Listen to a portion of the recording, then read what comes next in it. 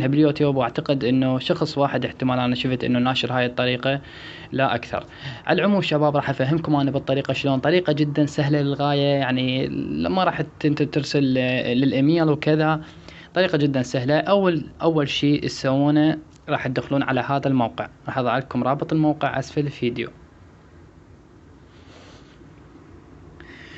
طبعا هذا الموقع خاص بشركة كلاش اوف كلانس. اول ما راح تفتح الموقع شباب راح تنتظر قليل، راح يظهر لك بهالشكل هذه. تضغط على اول شيء اذا انت حاب يعني تخترق قرية كلاش، هذه قرية كلاش، اذا هاي داي هذه هاي داي، اذا هذه اللعبة او كلاش رويال. المهم احنا على كلاش اوف كلانس نضغط عليها. هنا يقول لك الخيار الثاني حدد النوع مالت جهازك، يعني شنو جهازك انت، اندرويد ايفون الى غير. نحدد اندرويد. هنا شباب اللغة اللي تريد يراسلونك بيها العربية.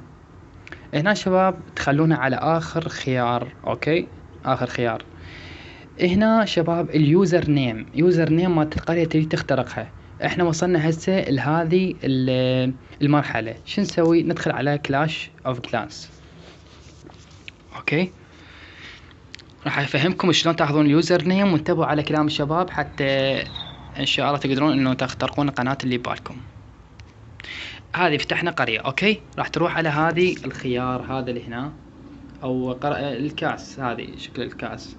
بعدين تروح على افضل اللاعبين، تفتح اي قرية انت ببالك، يعني مو الا افضل اللاعبين، اي قرية انت مختارة تريد انت تخترقها، بس انا جاي اقول لك مثلا هذه، اوكي. تنطي الملف الشخصي.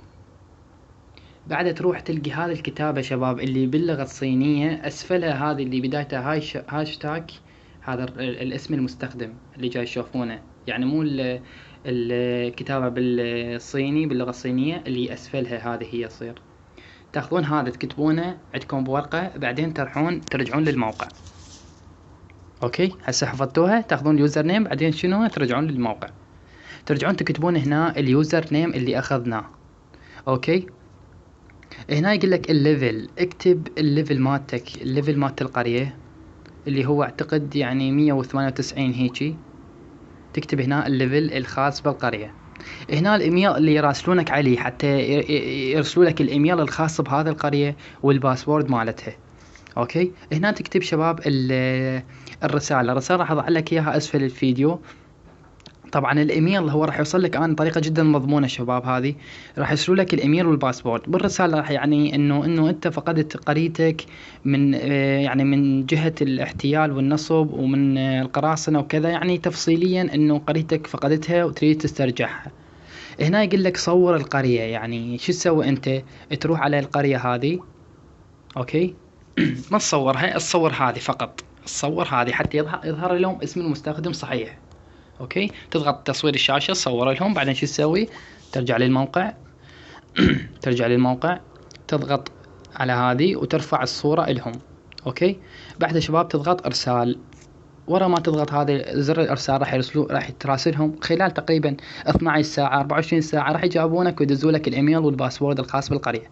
يجاوبونك يعني رسالة بالانجليش، بعدين بالاخير تلقي الايميل والباسورد، تكتبه، وهيجي طريقة راح تقدر انه انت تخترق القرية.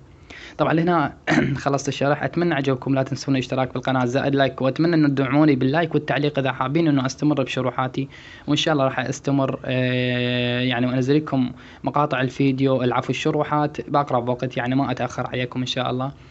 يلا حبايب قلبي لا تنسون الضغط لايك للفيديو واشتراك بالقناة. مع السلامة.